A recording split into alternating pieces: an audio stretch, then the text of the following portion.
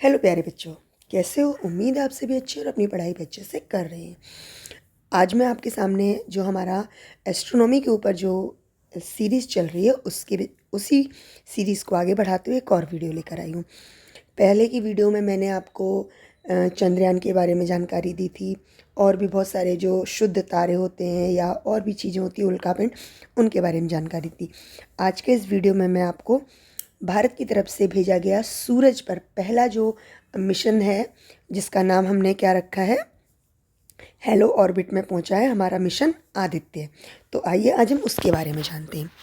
सूरज तक भारत का परचम आज आज यानी कि जो कल बीत गया, यानी कि कल तारीख थी 6 जनवरी 2024।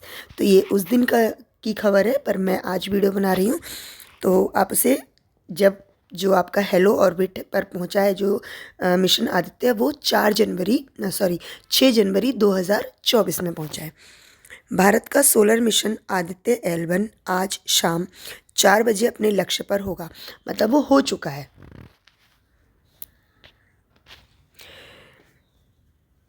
भारतीय स्पेस एजेंसी इसरो इसे कमांड देकर L1 पॉइंट की ओर की हेलो ऑर्बिट पर पहुंचा देगी, मतलब ये पहुंच चुका है। जो मैं अगला वीडियो बनाऊंगी मैं इसमें ये बताऊंगी कि आपको ये कैसे पहुंचा और इससे क्या क्या हमारे लिए फ़ायदे हैं। इस तरह 2 सितंबर को आंध्र प्रदेश के श्रीहरिकोटा से सूर्य की ओर शुरू हुई 15 लाख किलोमीटर की यह यात्रा अपने मुकाम पर पहुंच जाएगी। वैसे तो ये पहुंच चुकी है, पर अभी हम बता रहे हैं पहुंच जाएगी। तो L1 की हेलो ऑर्बिट क्यों अहम है? क्योंकि L1 को हेलो ऑर्बिट में जाना क्यों ज़रूरी है? L1 यानी लैग्रेंज पॉइंट 1 उन 5 पोजीशन में से एक है जहां सूर्य और पृथ्वी की गुरुत्वाकर्षण शक्तियां एक दूसरे को संतुलित रखती हैं। आदित्य L1 पॉइंट पर पहुंच चुका है। अब इसे इसकी हेलो ऑर्बिट में पहुंचना है, जहाँ पर सौर मिशन स्थित रहते हुए काम कर सकता है। मतलब इसको वहाँ उस पॉइंट पर पहुँचना है जहाँ पर हम अपने उसमें काम कर सकते हैं। अगर इस ऑर्बिट में नहीं पहुँचा तो ये सूर्य में समा जाएगा। मतलब अगर ये उस एरिया तक नहीं पहुँच पाया, हमारा L1 जो हमारा आदित्य का मिशन ऑर्बिट है वहाँ नहीं पहुँच पाया, तो ये ख़त्म हो जाएगा। सन इसे अपनी ओर खींच लेगा, क्योंकि सन की गुरुत्वाकर्षण शक्ति बहुत अधिक है।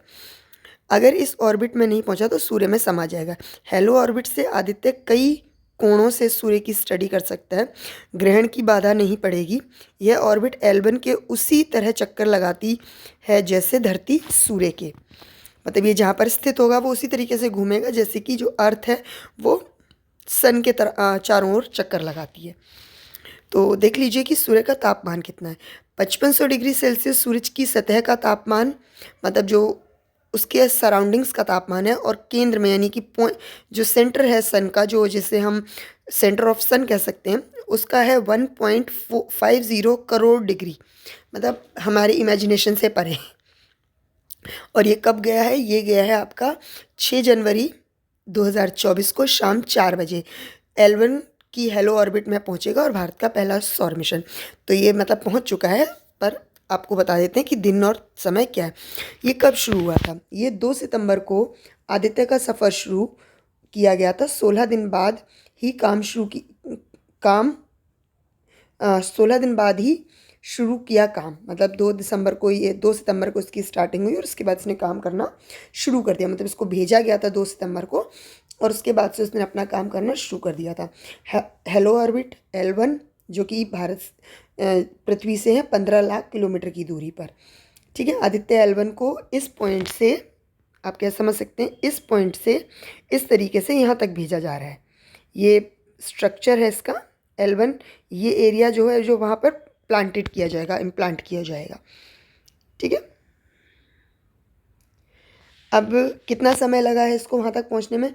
125 दिन की अब तक की यात्रा में इसने सौर ऊर्जाओं के हाई क्वालिटी एक्सरे और तस्वीर भेजी हैं।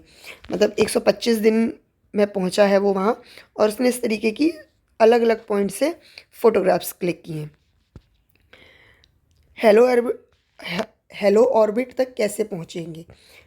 इसरो पहली बार किसी सोलर ऑब्जेक्ट्री को हेलो ऑर्बिट में पहुंचाने की कोशिश कर रहा है। इसमें आदित्य L1 की रफ्तार को काबू में रख करेंगे हेलो ऑर्बिट की और उसकी राह बदलने के लिए इसमें लगे थ्रस्टर से फायरिंग की जाएगी। अगर पहली बार चूक गई तो बाद में सुधार करके और थ्रस्टर फायर करने पड़ सकते हैं और यह बहुत चुनौतीपूर्ण काम है। मतलब पहले वहाँ पे चेक किया जाएगा कि वहाँ पर हम लैंड कर सकते हैं, उसमें पहुँच सकते हैं या नहीं, और स्पीड को बहुत कंट्रोल किया जाएगा। आप लोगों को याद होगा जैसे जब चंद्रयान 3 लैंड किया गया था, अभी भी उसकी स्पीड को बहुत कंट्रोल करके और बहुत सिस्टमेटिक तरीके से उसे लैंड किया गया था। तो सेम इस और जो आदित्य मिशन का L1 स्पेस क्राफ्ट है, उसे ही बहुत ध्यान से और बहुत समझदारी से हेलो ऑर्बिट में इम्प्लांट किया जाएगा। मिशन में क्या करेगा आदित्य L1? अभी तक इसरो धरती पर लगे टेलीस्कोप से सूर्य की स्टडी करता था, लेकिन इससे सूर्य का गहराई से पता नहीं चलता था।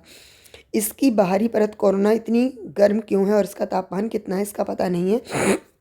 लेकिन आदित्य के साथ नए उपकरण उस पर रोशनी डालेंगे। मतलब अब सन की इंटरनल स्टडी की जाएगी। अभी आउटरनल स्टडी होती थी कि हम बाहर से उसके बारे में पता लगाते थे, पर अब उसके अंदर की स्टडी की जाएगी आदित्य L1 की सहायता से।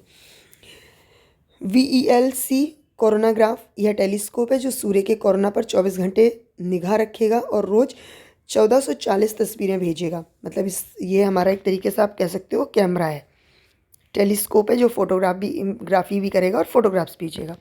Solar ultra violet imaging telescope यह सूर्य की फोटोस्फीयर और क्रोमोस्फीयर की तस्वीरें भेजेगा। मतलब ये कोरोना की भेजेगा और ये उसके फोटोस्फीयर और क्रोमोस्फीयर जो सरफेस है उसकी भेजेगा। SOLEXS और HHEL10S सूर्य की एक्सरे स्टडी करेगा। मतलब ये जो दो नाम दिए गए, ये उसकी सोलर स्टडी करेंगे, मतलब उसकी एक्सरे फोटोग्राफ्स लेंगे और उसके अंदर की स्टडी करेंगे। पेक्स और प्लाज्मा एनालाइज़र जो होगा, जिसे हम पा बोल सकते हैं, सौर हवाओं की स्टडी और इनकी एनर्जी को समझाएगा। मतलब ये 4-5 चीज़ें आपके आदित्य L1 के साथ गई हुई हैं जो अलग अलग काम करेंगी। और मैग्नोमीटर जो है L1 पॉइंट के आसपास चुंबकीय क्षेत्र को नापेगा। ये मैग्नेटिक फील्ड को नापेगा, ये एयर का प्रेशर, एयर की स्पीड, इसका स्टडी करेगा। ये उसकी एक्सरे स्टडी करेगा, मतलब इंटरनल स्टडी करके फोटोग्राफ सेंड करेगा। ये उसकी जो दूसरी सरफेस है फोटोस्फीयर और क्रोमोस्फीयर, उसकी स्टडी करेगा। और ये जो VELC कोरोनाग्राफ है, ये कोरोना की स्टडी करेगा जो कि सन की आउटर लेयर है जिससे बेसिकली हम देखते हैं। ठीक है। अब है धरती से कब चला था? धरती से ये 2 सितंबर को आंध्र प्रदेश के श्रीहरिकोटा से VSLV C-57 रॉकेट से भरी थी इसने उड़ान। ये जो हमारी उड़ान भरते हैं, जो आप कह सकते हैं स्पेस क्राफ्ट होते हैं, ये 2-3 जगह से भेज जाते हैं। जैसे आपका चंद्रयान भेजा गया था बेंगलोर के इसरो से ही, लेकिन ये आंध्र प्रदेश के श्रीहरिकोटा से भेजा गया है। और इसको ले जाने वाले जो स्पेस क्राफ्ट है उसका नाम है PSLV C-57। ठीक है। अब जो ये आदित्य L1 भेजा गया, ये किस काम आएगा? इसका सबसे महत्वपूर्ण काम क्या होगा? सूरज अपनी धरती के सबसे नज़दीक का तारा है, इससे बहुत ज़्यादा एनर्जी निकलती है।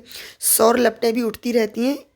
इनकी लपटों की दिशा अगर धरती की तरफ हो जाए तो स्पेसक्राफ्ट, सैटेलाइट और कम्युनिकेशन सिस्टम खराब हो सकते हैं।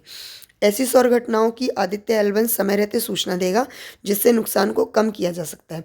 मतलब सूरज से जो अर्थ को नुकसान हो सकते हैं, उनके बारे में पहले से ही हमें जानकारी देगा ताकि हम जो नुकसान है उन्हें कम कर सकें। तो उम्मीद है आपको ये वीडियो यूज़फुल लगा होगा। अगर यूज़फुल लगा है तो इसे लाइक करना, दोस्तों के साथ शेयर करना और हमारे चैनल को सब्सक्राइब करना और अगले वीडियो के लिए इंतज़ार करना। Thank you so much. धन्यवाद।